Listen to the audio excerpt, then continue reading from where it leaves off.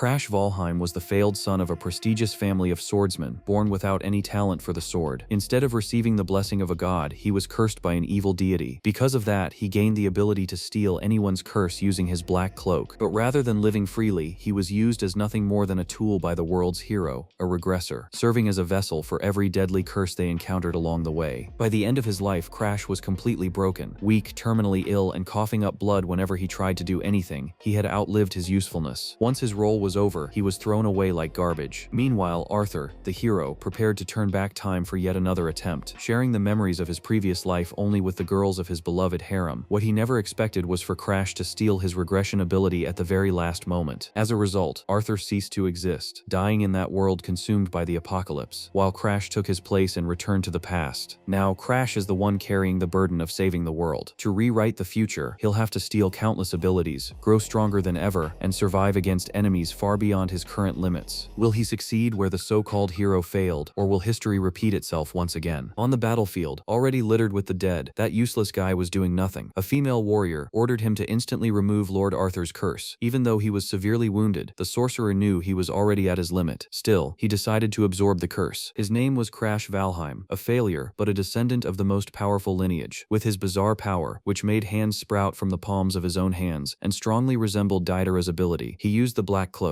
a hand made of shadows projected outward, and absorbed the entire curse from Arthur's body. That was his ability, stealing curses. The heroes were resisting the world's destruction caused by the approaching invasion. Crash was part of the heroes' party that became number one in the Azure generation. After using his ability, he fell to his knees, spitting blood. Even so, all the girls present were only concerned about Arthur. Meanwhile, Crash watched the end of that world. A creature resembling a knight of the apocalypse was destroying everything around with a rain of meteors. Arthur didn't believe they could defeat a blue knight of Eden. With so few people left, it was impossible, so he dropped his sword and gave up the fight. Then, he hugged the three girls standing beside him. Enraged, Crash asked what the hell he was doing. Arthur replied that it was over. The world was practically destroyed, and all that remained was ruin. Crash couldn't believe Arthur was actually giving up at that moment. He was the one who was supposed to save those people and honor the sacrifice of everyone who had died along the way. To Crash, walking around surrounded only by women had made Arthur lose his mind for good. At that moment, Sigrun, the third princess of the Ephania Empire, told Crash to shut his mouth. She said he was just trash who stole other people's curses and had no right to speak to Arthur like that. Crash replied that coming from her, that could only be a compliment. Even so, all the women continued to defend Arthur, calling him a savior, yet none of them would have made it this far without Crash's help, so he decided to refresh their memories. First, Abella, the Red Witch from the Magic Tower of the Azure generation. She had lost her voice and could no longer use magic. She begged Crash to steal her curse while suffering through it. Later, when he went to get medicine, she even attacked him. And, just like back then, her arrogance remained exactly the same. Next came Mary Diana, a knight of the Ephania Empire and owner of the Empire's most powerful spear. A complete stubborn blockhead, she had been cursed multiple times and would cry, begging Crash to steal all her curses. Then, he looked at the princess who was now calling him trash. Even after he sacrificed his own eyes to save her, he asked if she now understood everything he had gone through to help each of them. Even as a princess, she had harassed him throughout their academy days, bullying him non-stop. Back then, Crash was just a failure who could barely fight back. He was beaten while everyone laughed in his face. Before having her curse removed, she herself was a complete mess. All this time, Crash was the one who cleaned up everyone's mess, and this was the thanks he received. From the others, he never expected anything, but from Arthur, he did. Arthur was the one who could save that world. He was the one who gave Crash hope, and that was why Crash followed him, believing they would save the world together. But now, right at the finish line, Arthur was giving up. Then Arthur explained that the world was already lost, and that he intended to restart everything from the beginning. That wasn't the first time he had witnessed the destruction of the world, because his ability was regression. Beyond turning back time, it also allowed him to transfer memories. That way, everyone could start over carrying all their accumulated experience. Crash realized that like this, the chances of stopping the world's destruction on the next attempt would be much higher. Arthur confirmed that was exactly the plan. He would go back with the girls, but leave Crash behind because he wasn't needed. Although his unique ability could steal curses that were practically impossible to break, there was no point in taking his memories back. They could simply use Crash again once everything restarted. Once more, innocent Crash was just a tool. From the beginning, they had all planned to do that to him. Perhaps Perhaps they had already done the same in other lifetimes. Shortly after, Arthur left with his companions to initiate another regression and try to save the world. Crash realized that if Arthur really viewed him as a companion, he would have never chosen to stay alongside the Azure generation that always ignored him. Weak and collapsed on the ground after stealing that last curse, he no longer had the strength to pursue the hero. His consciousness was beginning to fade, but he didn't want everything to end like that. Crash's ability, the Shadow Cloak, wasn't just for stealing curses. It could also steal abilities. He had never tried to do that to Arthur because Arthur's abilities were extremely difficult to copy, but now that he was dying, he had nothing left to lose. As Arthur activated his regression, he ended up being swallowed by the black hand created by Crash's power. In the end, however, the hand began to fade. Arthur asked if Crash still hadn't given up. Crash then revealed that Arthur had already lived through countless world destructions. In all of them, he left behind a broken, worn-out version of Crash, just like what was happening now. He had repeated that countless times, and Crash asked how many times he had felt that very same despair. But this time, Arthur would be the one left behind.